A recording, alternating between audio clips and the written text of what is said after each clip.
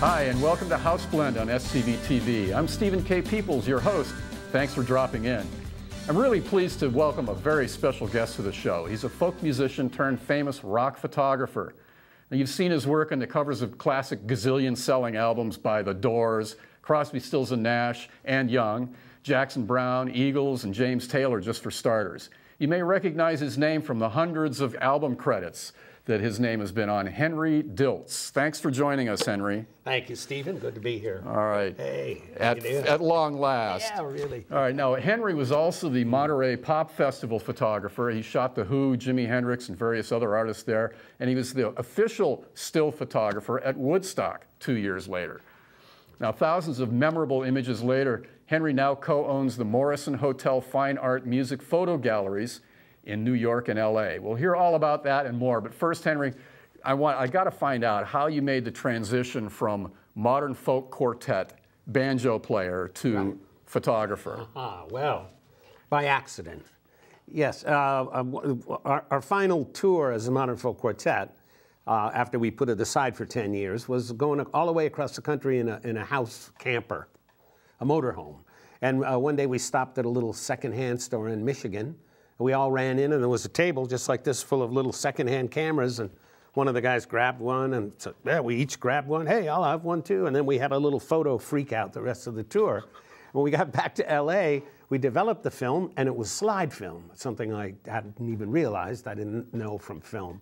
And we got it developed and had a big slideshow, and I thought, man, this is fun. I got to take more of these so we can have more of these slideshows. So it was entirely slide, driven. I just wanted to do more slideshows. That was all. Well, so how did you hook up with Spoonful and start Love and Spoonful and start shooting for them? Well, I had spent part of 64, 65 living in Greenwich Village with a guy named Eric Jacobson. We shared an apartment, and he was a banjo player in a folk group. And he became a record producer and started producing the Love and Spoonful. And he said, Henry, I hear you want to be a photographer. Why don't you come back and spend the summer with the guys, 67. I got my camera in 66. So 67, he said, why don't you come back, spend the summer. You'll take pictures of everything. We need a ton of photos, and then you'll learn how to be a photographer. I said, I'll do it. And there we are. Yes. Such as it is. Yes. But you got to start somewhere, my right? My first album cover, and this was put together by some art director that I never met at Kama Sutra. And he just took a whole ton of photos I took in concert and put them all together in his own way. There it was, though. Yeah. And the next big one was the Hollies, right? Right. The Graham Nash came over and Cass introduced you. Tell us that story. Yeah, well, one day hanging out at Zalyanovsky's house, the phone rang and Mama Cass Elliott said, are you guys going to be there for a while? I want to bring some friends by. And she brought the Hollies by. These guys had never met each other. We spent the day drinking margaritas, and then Graham said to me, well, hey, you're a photographer? We need some new photos. How about tomorrow afternoon? So we went and did it, and that turned out to be my second album cover. And that was kind of weird because it was infrared, right? I had a roll of infrared that There it is right there. Yeah. I just happened to have that guy's hat that's red was actually navy blue. The infrared changes colors, you know? Right. And I just happened to have one roll and just did it as an experiment, and they liked the way it looked. It looked a little different, you know? Oh, that's very cool. So that was your introduction to Cass and Graham. Right. So we'll get to what happened after that in just a minute. All right. We'll be back with Henry Diltz on House Blend right after this short break. All right, we're back on House Blend with Henry Diltz, the rock photographer extraordinaire. And we were talking about the Hollies, and you did an album cover for them. And shortly after that, Graham Nash left the Hollies. And he joined with Stephen Stills and David Crosby. And so how did you come to shoot their debut album cover? Well, we were all talk while I display. Yes, okay. Well, we were all, I was friends with these guys because I was a musician. I met Stephen when I was singing in a folk group, and David as well, actually. And so I knew these guys for a number of years.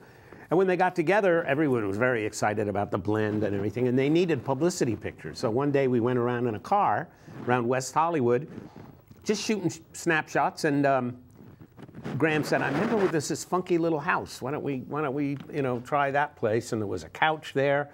They jumped on the couch. We took the pictures. They hadn't named themselves yet. They didn't know what order the names would be.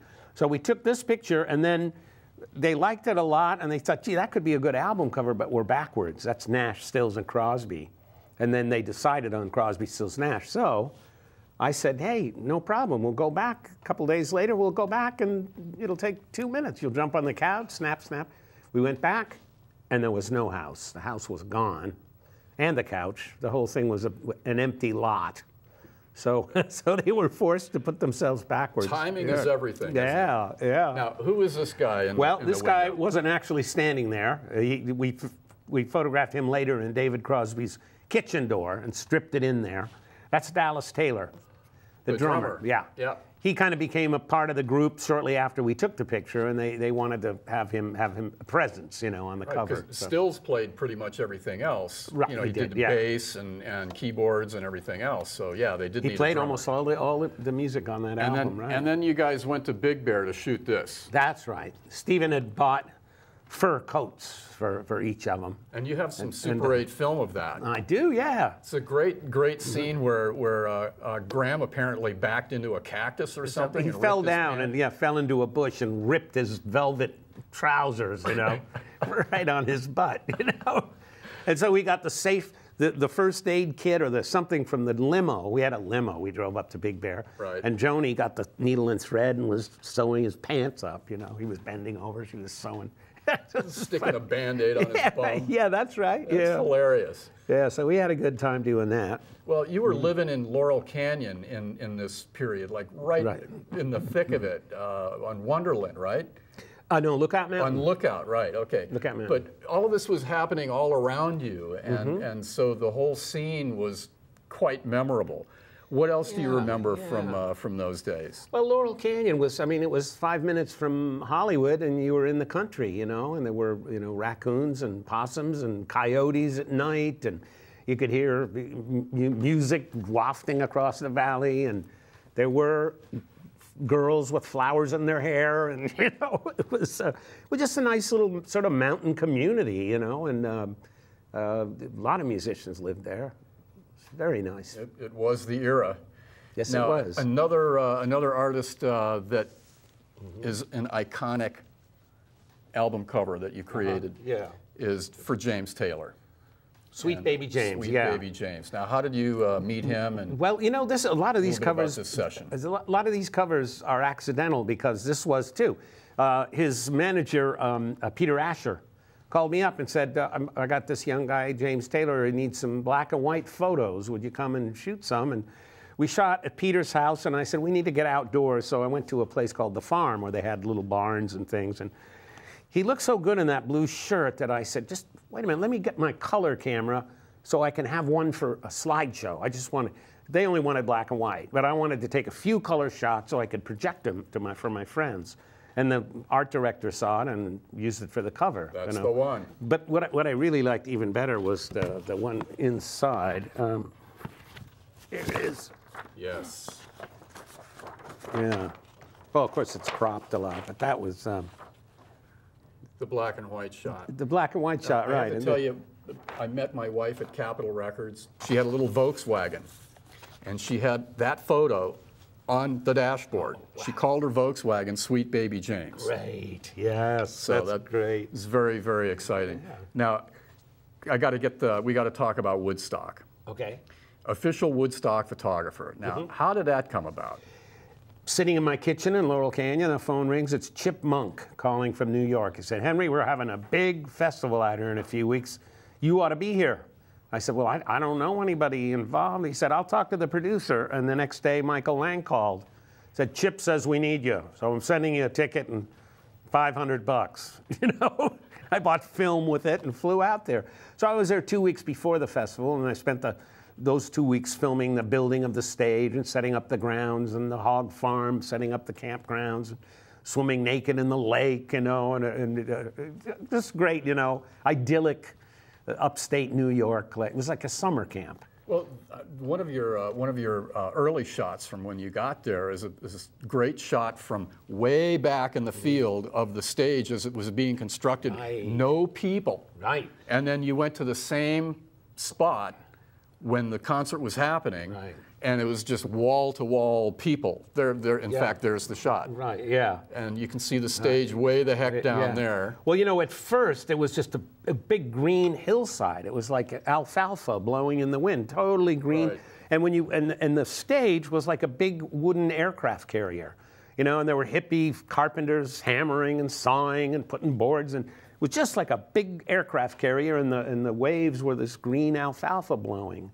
And then one day, a couple days before the festival, there was about 20 people sitting up in the middle of the alfalfa. I said, what are they doing, you know? Oh, yeah, God, it's going to be a concert. I forgot, you know, because it was like summer camp. Yeah, you got so used to it being out in the sticks and that's right. And the around. next day, there were a couple thousand people, and the next day, there were a couple 100,000 people.